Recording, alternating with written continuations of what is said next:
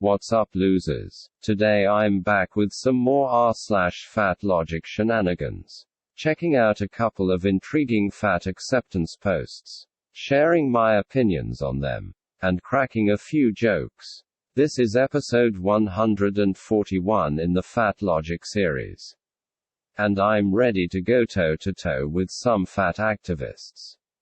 So without further ado, let's get into it. Why putting calories on menus is bad for people's health. Tauber found that government attempts to persuade its citizens to live a healthy lifestyle perpetuate greater stigmatization. It burdens citizens with the full responsibility for their health outcomes. It simultaneously frees governments and institutions from taking their responsibility for citizens' health outcomes and social cohesion. Moralizing health undermines the government's good intentions, while simultaneously freeing policymakers from their responsibility. By labeling calorie values on menus, governments are sending a clear message that health is a personal choice, and consumers are ultimately responsible for health outcomes, which perpetuates stigmatization. Well, this one is a bit of a head-scratcher, isn't it? I've seen people argue against calories on menus, on the basis that they can be triggering for people with eating disorders. A few times, and while I don't agree that we should refrain on this basis, I do recognize the logic of the point, and why certain people might feel that way. But when it comes to this post, I straight up don't get what they're trying to say when they claim that menus with calorie counts are perpetuating stigmatization, and I especially don't get what they would have the government do differently if it were up to them. Like, the post says that putting calories on menus is a way for governments to absolve themselves of responsibility for their people's health. But that's not how I see it at all. I see it as an attempt to take a greater degree of responsibility than they had previously, by providing people with the information that they need to make informed choices about the food they eat, where they would otherwise be forced to rely on guesswork. Granted, it's not a perfect policy that's going to change the world overnight, but it's a reasonable first step that preserves people's right to choose for themselves, while gently guiding them towards healthier and more responsible choices on their own terms. The only way that the government could take more responsibility, as far as I can see, would be to start deciding what people were allowed to eat for them, and mandating healthy choices, rather than merely recommending them, which doesn't sound at all appealing to me. But more importantly, which basically sounds like a nightmare for fat activists. I mean, healthy foods only, maybe even limited portion sizes. I'm pretty sure that most fat activists would spontaneously combust if such a proposal was put before them, haha. So I highly doubt that that is what the post is advocating for. And what does that leave? Nothing concrete that I can identify. It honestly seems like the poster just wants to blame the government for everything, but they don't want the government to actually address their concerns. They view it as nothing more than a punching bag, a convenient scapegoat, for whenever the issue of obesity comes up. And what can I say? I find this all highly unproductive. I'm sure there is more that the government could be doing to combat obesity, both through public information campaigns and regulation. But this post can hardly be considered a good faith critique of government policy. It's nothing more than an exercise in pointless excuse making, and an all-round waste of time. Size 3 out of 10, not great. Moving on. The scale is my enemy, and hasn't moved in a little while, but I've definitely bumped up my activity and exercise as of late. I'm struggling to get my protein and water intake in, but other than that, I'm feeling great, and loving the newfound energy. Just over 3 months post-op, and I'm down 67 pounds since day of surgery, but the loss has slowed down some. First picture was 2 weeks before surgery, and second picture was this morning.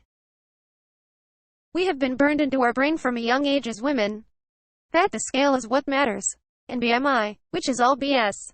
Everyone's body is different. What works for us won't work for another. What's important is that you see change and feel good while doing it, physically and mentally. Even on the mentally hard days, you push through because you know tomorrow will be better. But we were lied to growing up that the number is the only thing that matters. I'll never forget my pediatrician saying I was morbidly obese in high school because I was 150 at 5'2", and my BMI was high. I looked at him and said, "No, I'm not. I work out twice a day and eat relatively well." He just looked at me and said, "Okay, I believe you." But that was my eye-opener. That it's not what's important. Love is too. You got this. You look amazing. Just keep pushing. Okay, so there's nothing too bad going on here. And I'm glad that the responding comment is being supportive, rather than telling them to deal with their internalized fat phobia or whatever. But I do have a few comments that I wanted to share. So I'll just go through them quickly. First, I have kinda mixed feelings on the whole. The scale doesn't matter, point, because while on the one hand, it's not a good idea to overfixate on the number on the scale, to the point that you're weighing yourself multiple times a day, or losing sleep over minor weight fluctuations. Ultimately, the scale is just a tool that one can use to monitor how their weight is going. And if your goal is to lose weight, as this posters clearly is, it is important to weigh yourself once in a while, to make sure that you're heading in the right direction, and so that you can course correct if necessary. So basically, don't make the scale your whole life. But don't throw it in the garbage either. Use it as a guide. And try not to stress too much about it. Second, I don't know why the replying commenter's pediatrician would have said that 5 foot 2,150 pounds was morbidly obese. But it's not. It's definitely a bit overweight. But it's not obese, let alone morbidly obese. So yeah, I don't know if the commenter is misremembering, or if she just had a bad pediatrician. But I thought I should put that out there. And third, I find the whole story about her telling the doctor that she exercised twice a day and ate, quote, relatively well, as a refutation of the charge of morbid obesity. Rather strange. Like, obesity is determined by weight, not by whether or not you exercise, or how well you think you eat. Sure, a lot of obese people eat badly and don't exercise, but these are not the diagnostic criteria. So you're not really disproving anything by pointing to your apparently salubrious diet and exercise habits. And I highly doubt that a doctor would just believe that you aren't obese based on this evidence, because they really ought to know that that simply isn't how obesity is determined. So when combined with the earlier point, either this commenter is stretching the truth of this interaction, or her pediatrician was shockingly inept. I know which of these two possibilities I think more likely, but I'll leave it up to the rest of you to make a judgment for yourselves. But yeah, on the whole, there was nothing too sinister going on in this post, when compared to the usual fat logic offerings. At least, good luck to the first commenter on her ongoing weight loss journey. And let's move on to the last post of the video. When we openly talk about food and our bodies in disparaging ways, we are openly telling our larger friends that we don't want to look like them. Size. How many times do we have to go through this? Other people do not have to want to look like you. It's as simple as that. Everyone is entitled to want to look however the frick they please. And if you choose to take other people's preferences in this regard personally, then that's on you, not them. Other people are not responsible for holding the pieces of your fragile self-image together, and frankly, the idea that other people simply exist to validate you is egotistical as all hell. You're not the main character. And everything is not all about you. Get a grip. I will make a minor concession, and acknowledge that it would be rude to say really vicious things about how fat you are in front of someone who is fatter than you. But I don't think that there's anything wrong with expressing a desire to be smaller, as a matter of personal preference. And I certainly don't think there's anything wrong with saying whatever you want about food.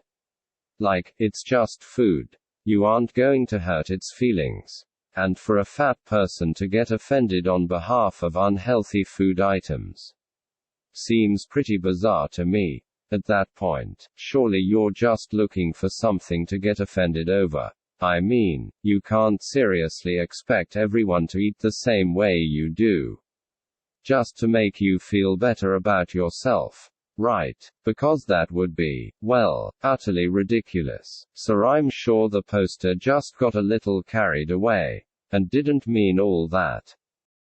Sighs. If only I could believe that. But let's be real, we all know that they did. How silly. At any rate, that's all I've got for you today. I hope you had a good time reading through these posts with me, and that you got something out of my commentary.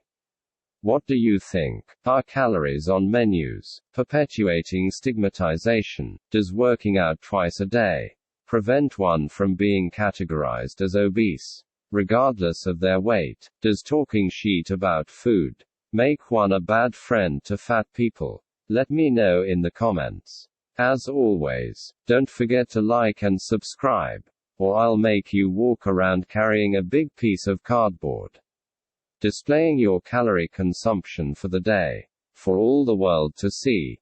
Just kidding, haha. Anyway, catch you later.